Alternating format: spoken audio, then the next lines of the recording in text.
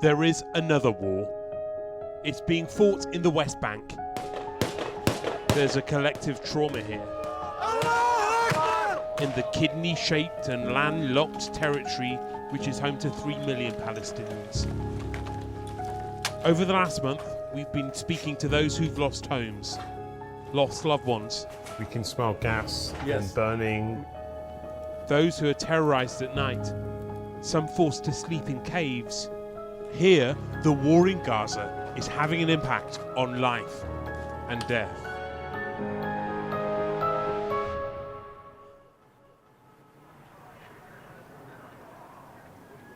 Between the two Palestinian territories lies Israel. This isn't Gaza. In fact, Gaza is over there, 70, 80 miles away or so. But what's clear from so many of the Palestinians we've been talking to is that they really feel they're living a version of the same oppression, and they feel that the conflict in Gaza is now coming for them. This is the Makra Valley, west of Bethlehem, known for its olive groves and vineyards, and for centuries, peace. The settlers took over our land. They were hiding with the military order to steal our land.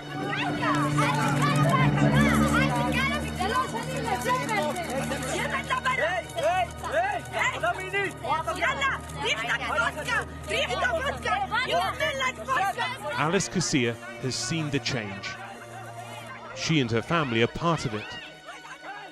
But now they're protesting against eviction from their ancestral land. Israeli settlers, private citizens, are evicting them.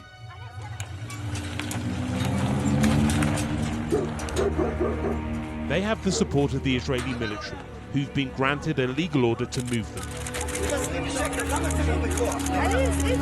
I'm Palestinian with Israeli citizenship, but in this case, the state of Israel showed that all the settlers are first-class citizens and the others are second citizens. You're looking at one of the growing trends of the last year. Soldiers and civilians working hand in hand.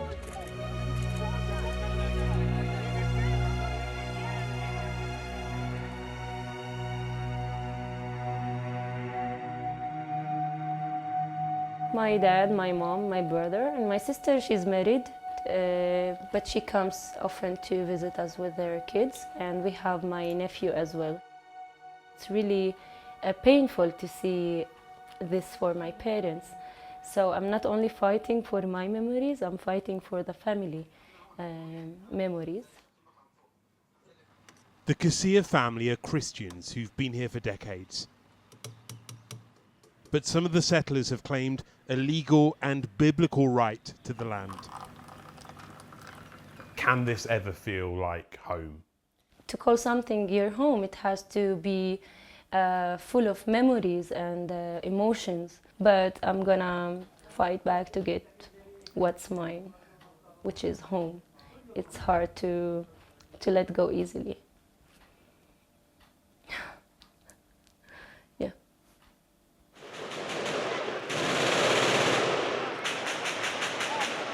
As we spoke to Alice, 2 hours north, Israeli military vehicles were on the move. The IDF said they were beginning an operation against terrorists in a town called Qabatiya. We went there too and found that the sense of injustice and indignity felt by so many Palestinians was about to be further inflamed.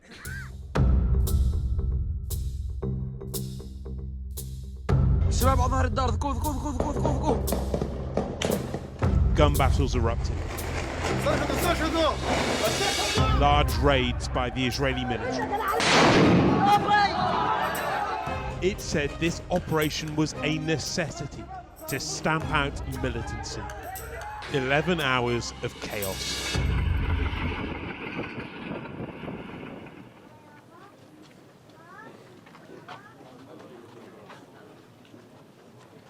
It's the next morning, and almost all the men of the town are on the streets.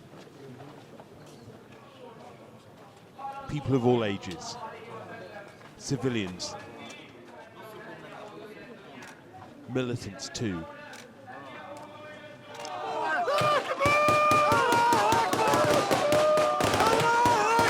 There's a funeral for 2 of the men killed during this week's raid. But the bodies of some of those who died are still with the Israeli military.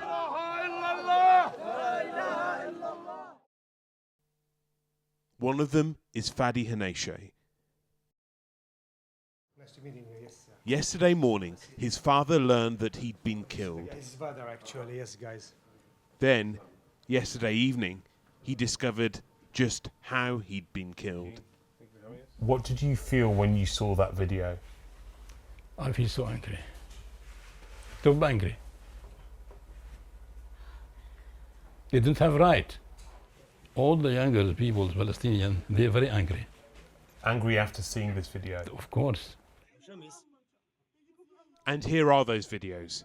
They're extremely distressing.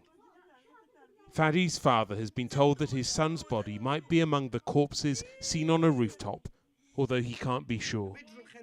An Israeli soldier is filmed kicking one of them to the ground.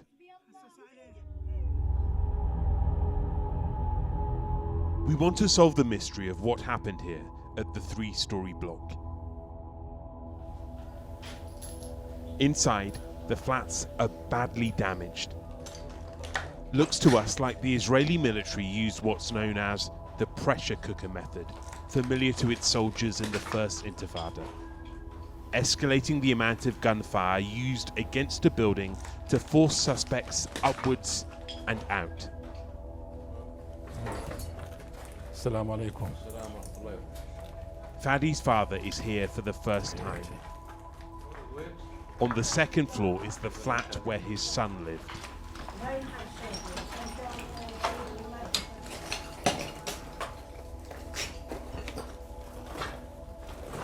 This bed, they were sleeping here, Fadi and his friends. So Fadi was here, sleeping here? Yes, And his friends? here. And according to your understanding, all of the men who were sleeping in this room have now been killed? Yes, at the same time. As we leave, we're approached by one of the women who lives next door. She saw the whole thing. هسه كل ضغط صار ما عملش شيء قاعد بيشرب كاسة شاي يوم الخميس شفت جنود فوق. خميس إيه، طلعوا فوق اخذوا السلاح اخذوه ورجعوا اخذوا الجوالات واحد اذا بترجم له واحد صاحي حطوا عليه قنبله وفكع قدامنا واحنا شايفينه من شباكنا. You saw this with your own eyes? Yeah? شفناهم والله شفناهم كله موثق كله موثق على ايوه الجوالات كله صوروه. تعرفي ابن فادي؟ مين؟ فادي؟ This is Fadi. صحيح. ابيض ابيض أيوة، ابيض أيوة. لون هذا بلوزته لون ابيض مرمي ونايم. فكرتي فادي فوق؟ فوق من هون فادي من هون فادي شردوا لما كانوا قوات خاصة شردوا على السطح ما طخوا ما تلحقوش. كلهم. من هون دبوه؟ ثلاثة من هون هاي واحد عندهم ثلاث وما يدمج يعني ما يدموا بعد على الحيط وعلى الحجر هون عزيمهم من هون على دبوهم. بعد. We then obtained this video, which gives the clearest account yet of what happened. It was filmed around 6 p.m. that night from a rooftop nearby. 3 bodies on the ground, soldiers in discussion, one carrying a blanket in, perhaps to move a corpse. Another takes a picture of one of those killed as a third soldier smiles.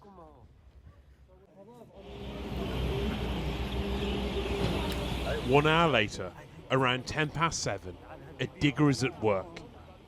Among its debris is a body.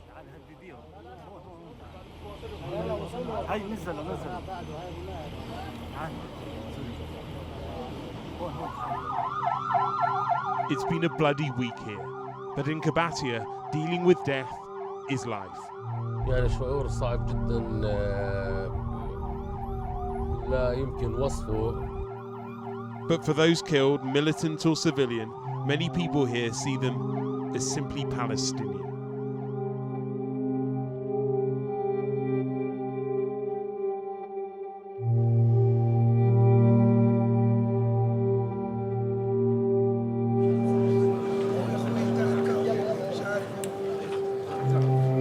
Fadi's death leaves his father with many questions. Was his son a bystander? Was he an associate of the men targeted by the IDF? He wasn't known to have any political or militant affiliations, but to his dad that doesn't matter. To him there's no shame in sympathy for this cause. But the most pressing question is, where is the body of his son?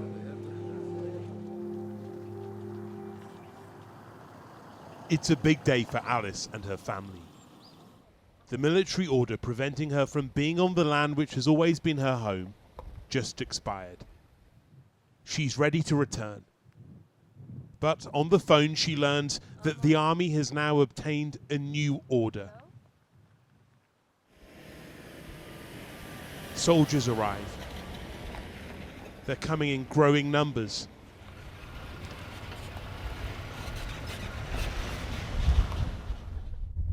We go to the spot for ourselves. There's another vehicle here. The settlers who are currently there don't want to have a conversation. But they make it clear they're not going anywhere.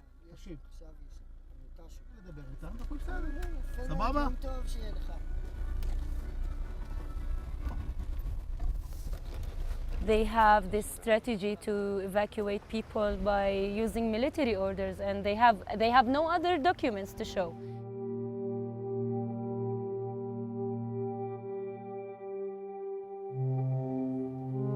We return to Qabatiya, to the family of Fadi.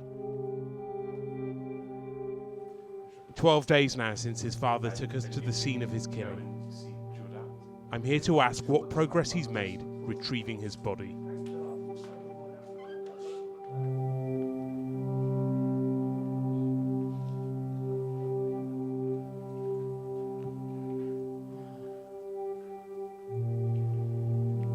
You're not well, I can see.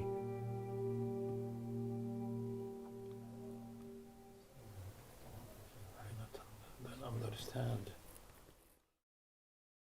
After our last visit, he suffered a stroke. Jordat, passionate and vocal just a fortnight ago, can now barely speak or move. Cannot I do anything? I said nothing. You cannot do anything. Nothing. I cannot do anything. His wife now leads the fight to find their son's body. طب نكلتم جثثهم والله وحطوهم بالجرافة طب جيبوا لنا اياهم انا بطالب العالم العربي انه يتدخلوا ويجيبوا لنا اياهم نشوفهم معي حق خالتي ولا معيش والله والله العظيم ماني عارفة اقول. Okay. Thank you. My best wishes.